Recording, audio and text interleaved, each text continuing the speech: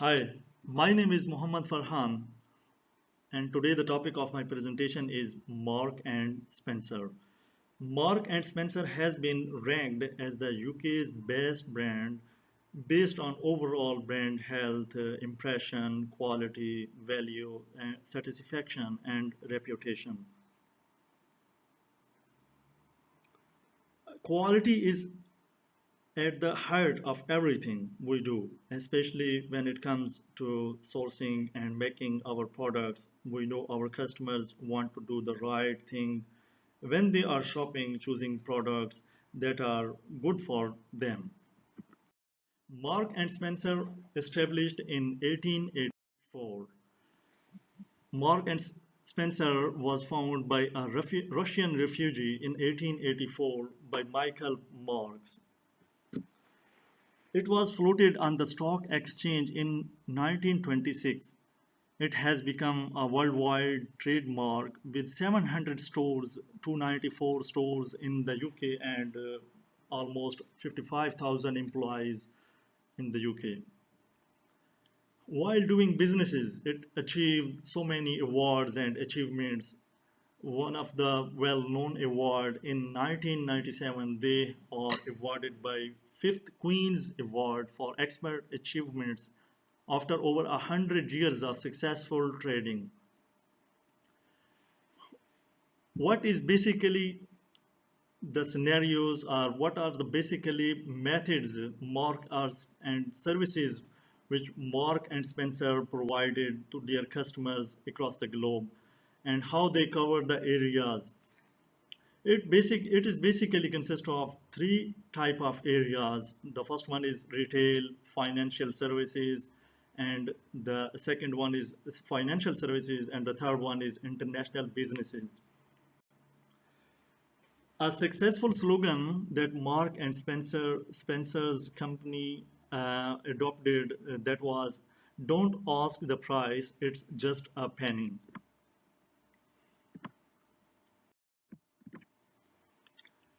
How did they move into new markets? Internationalization of the Mark and Spencer began in the early 1940s. It is because when the company started feel to that the domestic market has been saturated and expansion has to come from abroad. Due to the number of reasons and due to the increase in production cost within the UK, Mark and Spencer started compelling its suppliers to shift their production overseas without taking into consideration factors like political stability and textile import quota, just like this. This decision was made independent of the viewpoint of the suppliers. Basically, internationalization strategy was depend upon different factors. It may include the supplier's viewpoint, and when they are going to make internationalization strategy or adopting this strategy, they didn't feel anything about political stability or any other political pressures or just like things. So what was the basically methods are adopted for the entries into the new markets across the globe? Well, Mark and Spencer has a long history of internationalization expansion. It makes use of diverse types of entry modes worldwide, which combine of entry modes from organic growth, joint venture, and franchise agreements to partially or wholly owned subsidizers. Well, there are certain methods, they expand their business across the globe, while sometimes it's a joint venture with other companies in the different countries, or sometimes they give franchise on the commissions to other countries across the globe. And that was the basically or basics mode when across the globe they expand their business. Now, My now my presentation part is over, and I am handed over to my next group member. Hi, my name is OLUWATOSIN OYEBOLA. I'll be presenting the next topic in our presentation for the group, which is the global strategy of Marks and Spencer. The main emphasis of Mark and Spencer was placed on growing the clothing and home business by focusing on the contemporary styles, and also focus on expanding food business, increasing the franchise.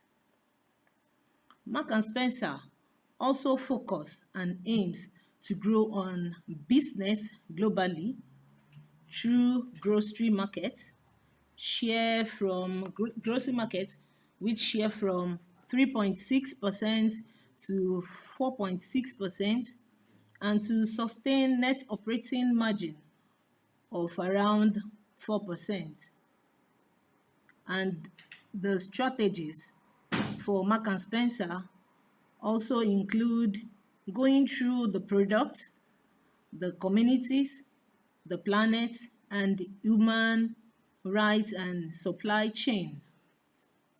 And speaking on products, at Mark and Spencer, quality is the heart of everything, especially when it comes to securing and making products for customers. And when we talk about communities,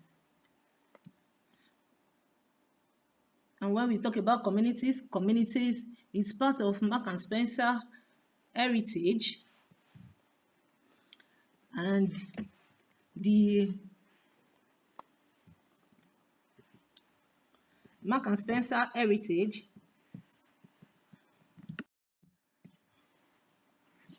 doing the right in various communities is part of Mark and Spencer heritage, and taking action on the issues that customers, colleagues care about at local, national, and international level.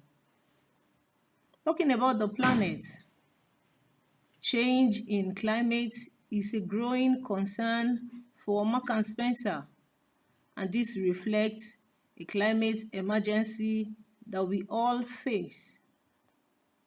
A Plan A on singular focus on becoming a net zero business across all operations and entire value chain by 2039 to 2040. Speaking on human rights and supply chain, Mark and Spencer has a responsibility to ensure products are responsibly sourced and uphold its global sourcing principles. In view of the above-mentioned global strategy of Mark and Spencer, Western brands and fashion companies present in Russia that operate with franchise agreements are unable to exit Russia, as sanctions continue to see international retailers pause their operations, shutter stores, or cancel deliveries. Other companies like Mark and Spencer remain at the best of their local partners. Mark and Spencer, which is currently has 48 stores in Russia, has an agreement with Turkish operator, and closing stores will come with legal consequences. And this will lead to my next partner, which is going to continue with the next presentation. Thank you. Well, I'm Shariful Islam. Now I am talking about my portion, which is internal environment analysis and external industry analysis. First, I would like to tell about internal environment analysis, which is company MNS culture is a culture that has a rich history and a strong brand maintaining and a positive customer centric and innovative company culture is essential for long-term success. And next, company portfolio, I would like to say the clothing, food, and the home, they have the goods segments must be continuously assessed and adjusted to meet changing consumer preferences. So the next is employee relations. The company's relationship with its employees, including workforce management, training and well-being initiatives, they play a crucial role in overall performance and customer service. And next, I would like to say about internal environment analysis, which is consumer behavior. M&S, changing consumer preferences for sustainability, convenience, and a healthier product affect offering and marketing, which is affect offering and marketing strategies. Next, operational efficiency, which is effective supply chain management and inventory control, an essential specialty in the highly competitive retail sector. Next, financial health. Financial stability is crucial for growth and investment for every company, and which M&S have, and they have also technology and sustainability initiatives. And next, I would like to tell about external industry analysis. Mm, M&S influenced by economic conditions and consumer spending trends and uh, economic downturns can affect consumer purchasing power. And next is I would like to say economic factor, which is e-commerce and digital trends, which impact the retail industry of them. M&S needs to adapt to more online shopping and technological advancement. And next, technological factors. M&S faces competition from various retailers, including online giants like Amazon and traditional rivals like Tesco and Sainsbury, etc. And then M&S has a lot of competition, which is M&S may face opportunities and challenges related to international market, because nowadays a lot of competitors they're facing a lot of competitors in their market, including Brexit related trade implications. And now I will talk about the global expansion.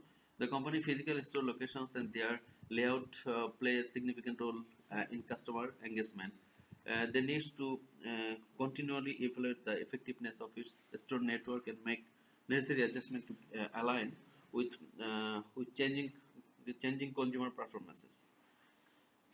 And next and last portion is last portion of mm, external industry is retail footprint. The growing importance of sustainability and ethical sources impacts the clothing and food segment. So that's all from my conscience. And next, I would like to tell about the next question, the next presentation of my friend.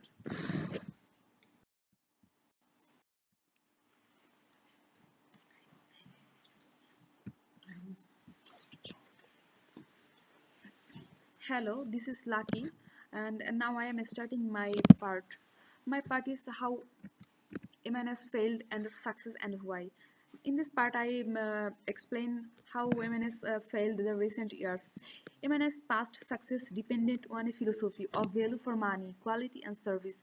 It had built an extremely strong brand which had a high proportion of the UK. Due to pandemic, MN has had a large impact on the total system. MNS failed for many reasons.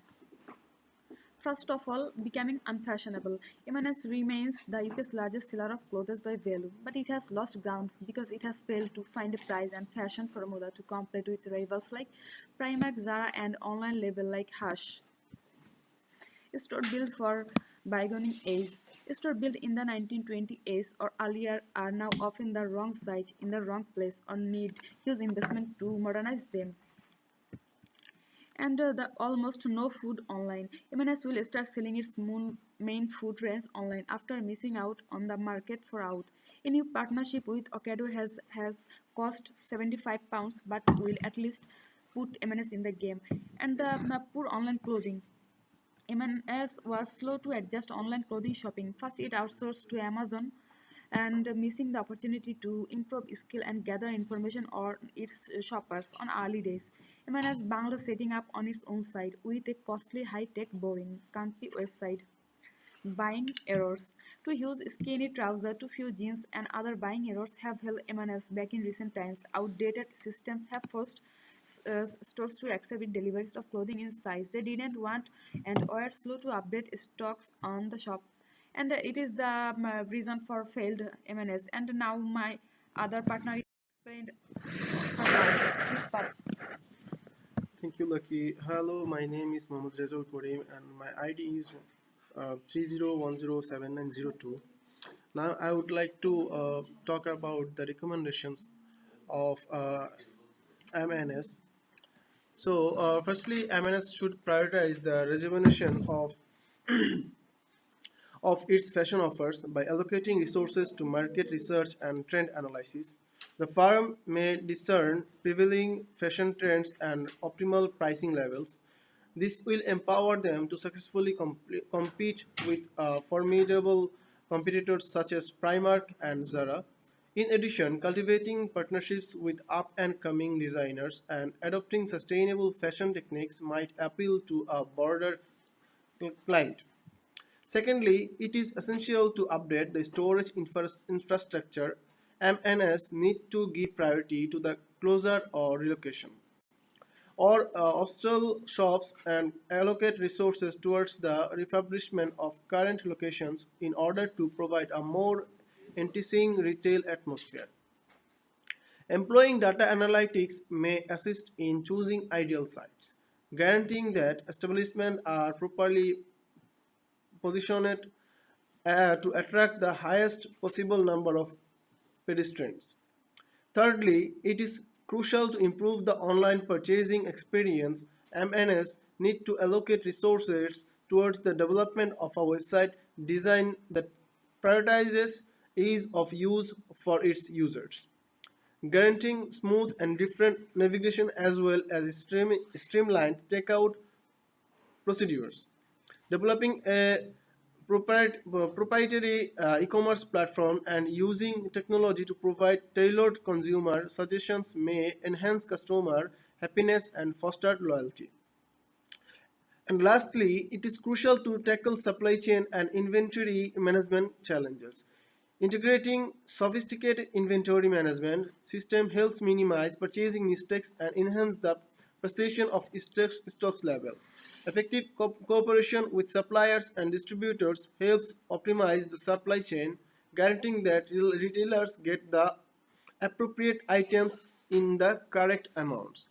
This is my part, and thank you all to give us the opportunity to present these remarkable slides towards you. Thank you so much.